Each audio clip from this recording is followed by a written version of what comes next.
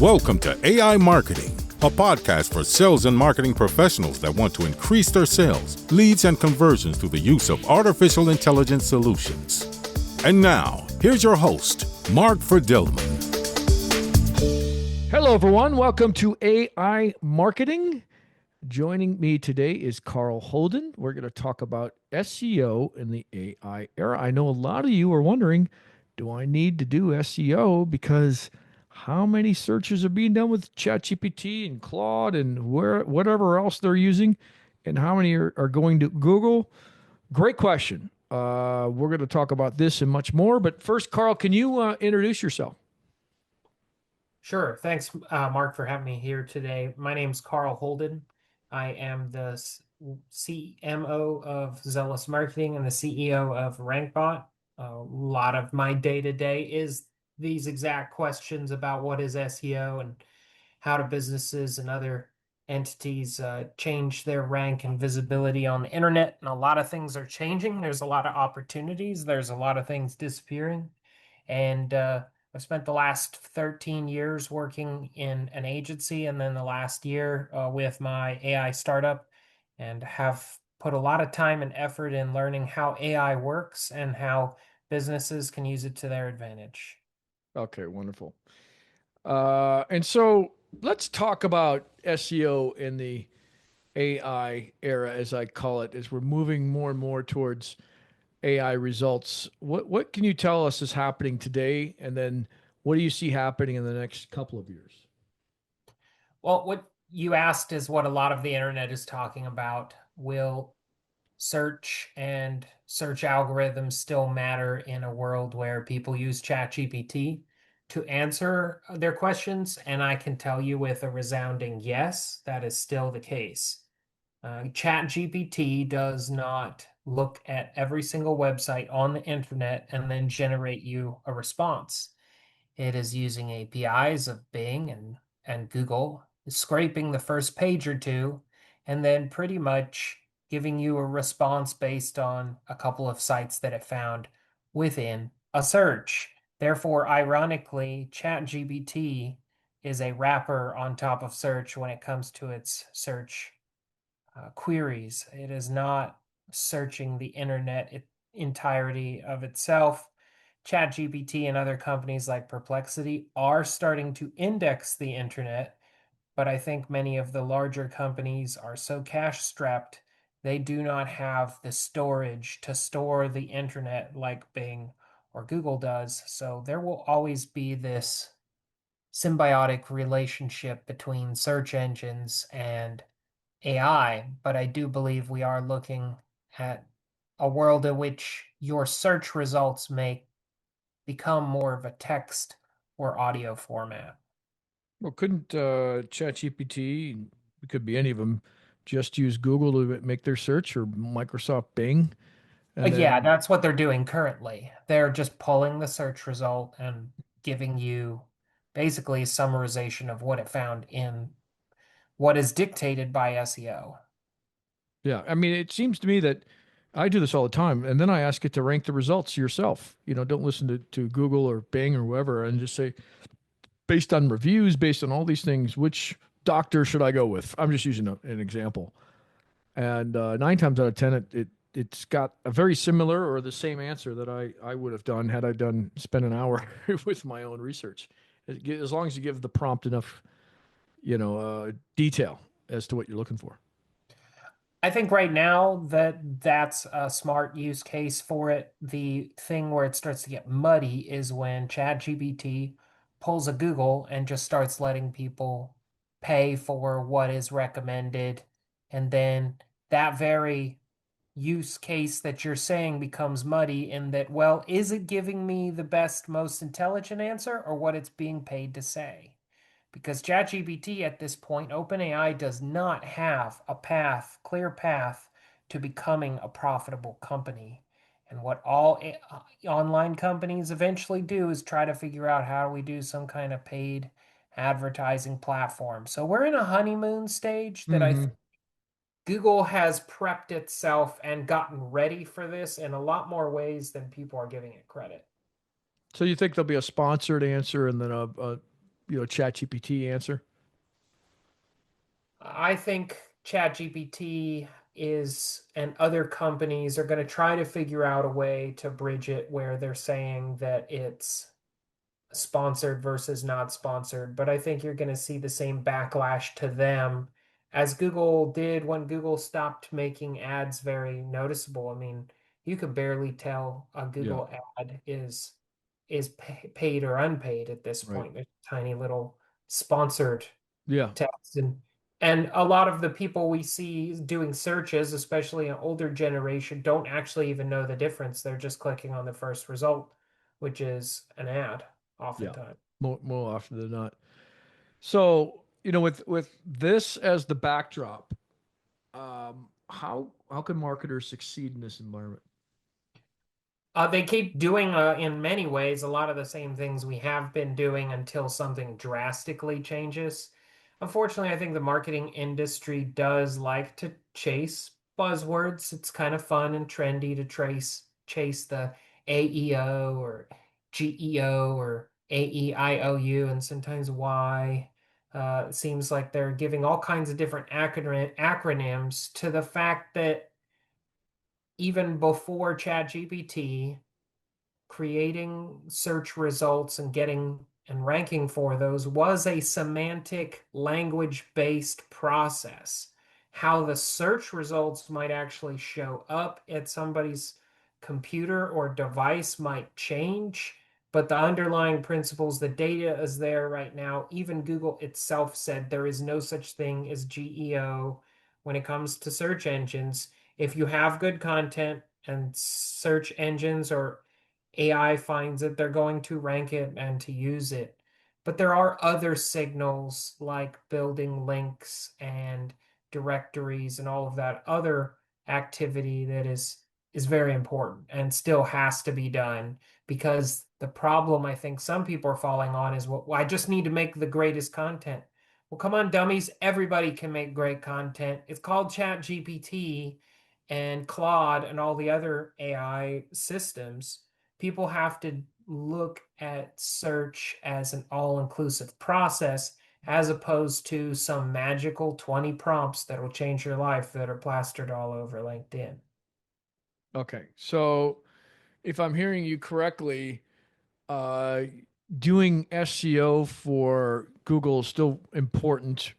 Maybe not as critical as it once was, but how much, if we're looking at an overall budget, how much of my budget should be optimizing for the LLMs versus, what I've always done with SEO and link building and all the rest of that stuff? I think your budget doesn't really need to go. There's nobody that has any current traction on showing that what they're doing is getting substantial traffic from ChatGPT versus search. Hmm. Search is still the main driver of traffic. The problem with right now, even investing a bunch of time and effort into LLM results, is that they are completely opaque. They don't tell you where the traffic comes from. They don't tell you what the question was. You get nothing from an AI, but a link referral. So I do believe that in the next 3 to 5 years, OpenAI is going to have to figure out a way to make that more visible to companies because Google has spent the last 20 years building out platforms like Google Analytics and Search Console. And it's really easy to kind of tell where that ecosystem is coming from. A lot of the SEO people are, and anybody trying to get traffic from the internet, it's just a bunch of question marks when it comes to how to rank within a search result of ChatGPT, but basically, well, you can look at it. 9 or 10 of the things it referenced were also 9 or 10 of the things on Bing or Google. Therefore, spending money in SEO is spending money in optimizing for LLMs. Okay. So I know that there's a lot of marketers saying they can do it, and I haven't engaged them at all yet, right? But they said they can do it. So you're saying no, they really can't. They're just guessing.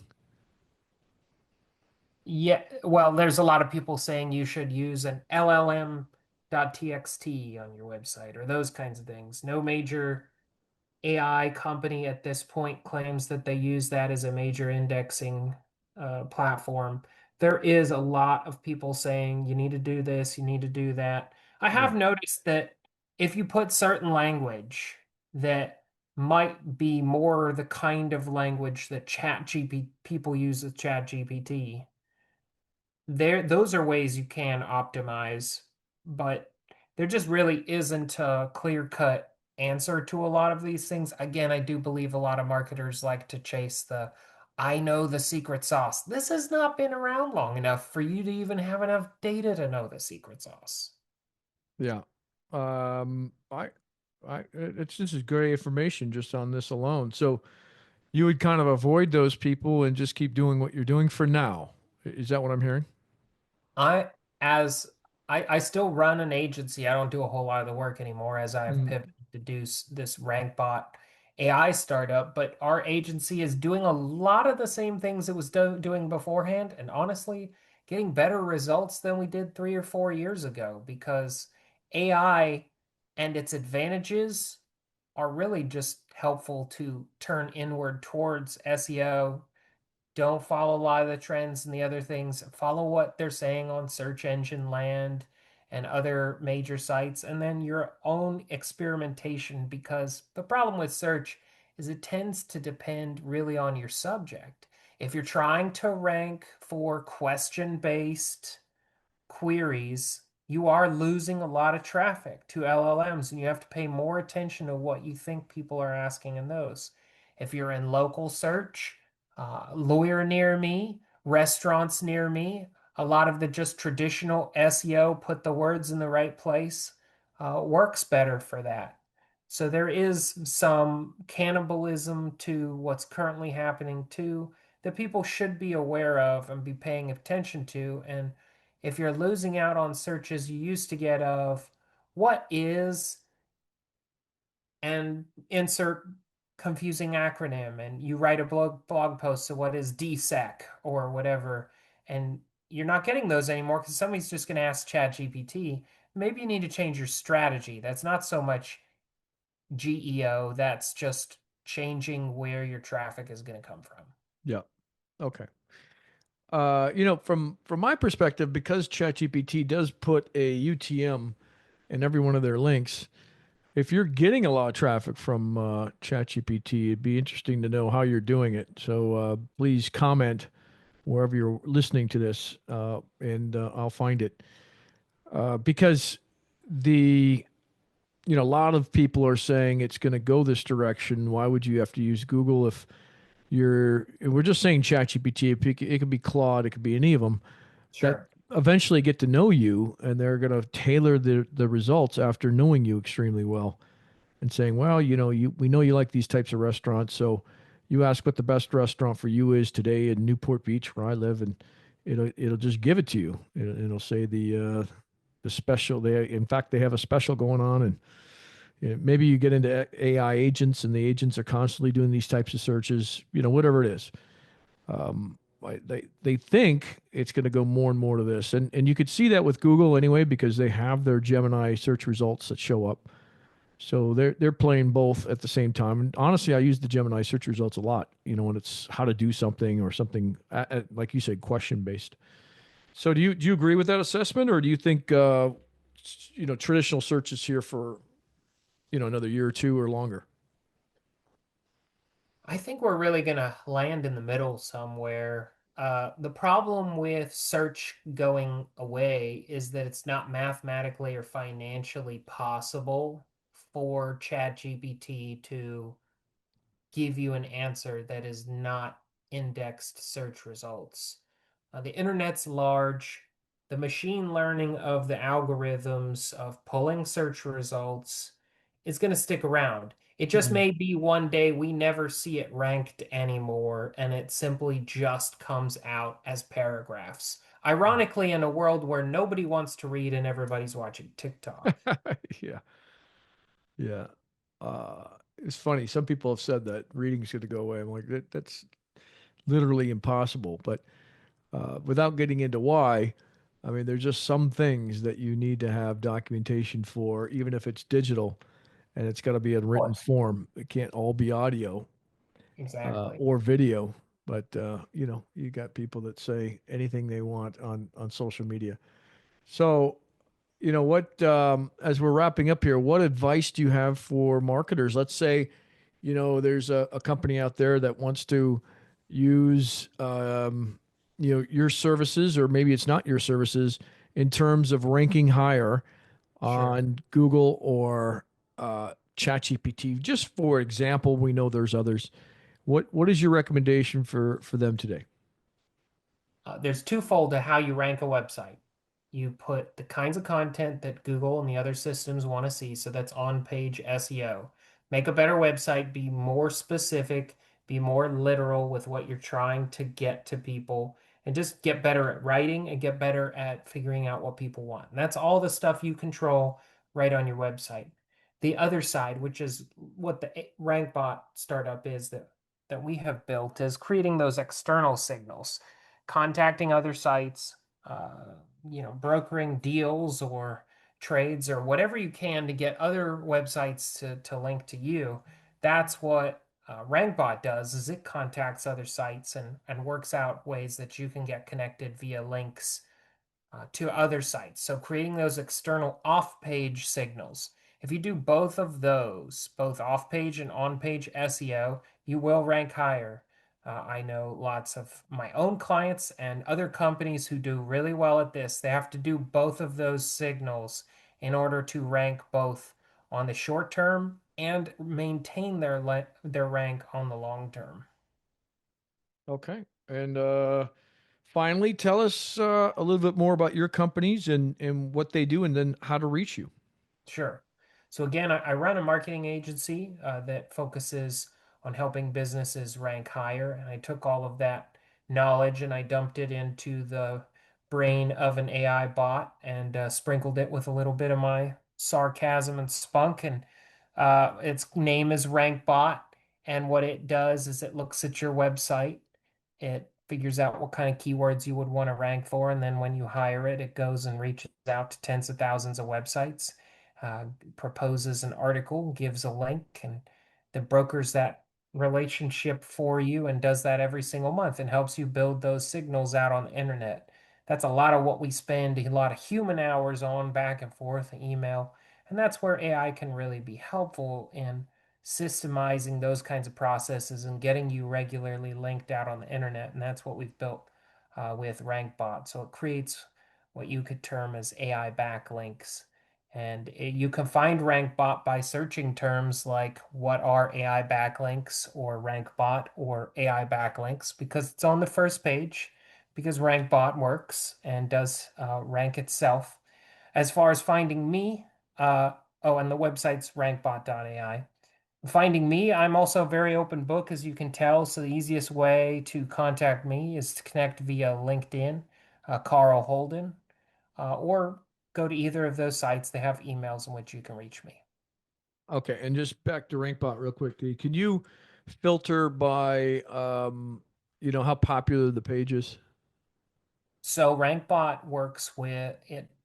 Part of what it does is it monitors the sites for quality and then tries its best to match you to sites that topically are similar to you.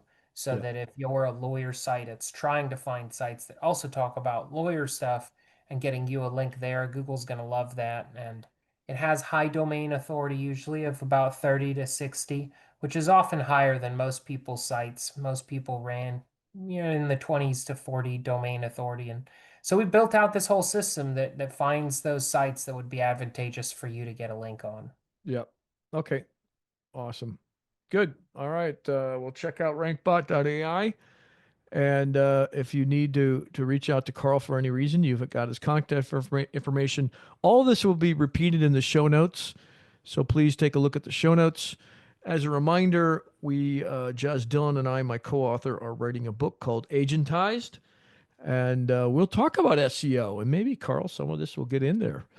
We'll talk about SEO. We'll talk about what we believe is the future and how to prepare for it as a marketer, actually for anyone really, because we believe in the next 5 to 10 years, things are going to change dramatically. We want you to be successful in that change. All right, Carl, thanks again for joining us, and really appreciate it. Thanks for having me on, Mark. Thank you.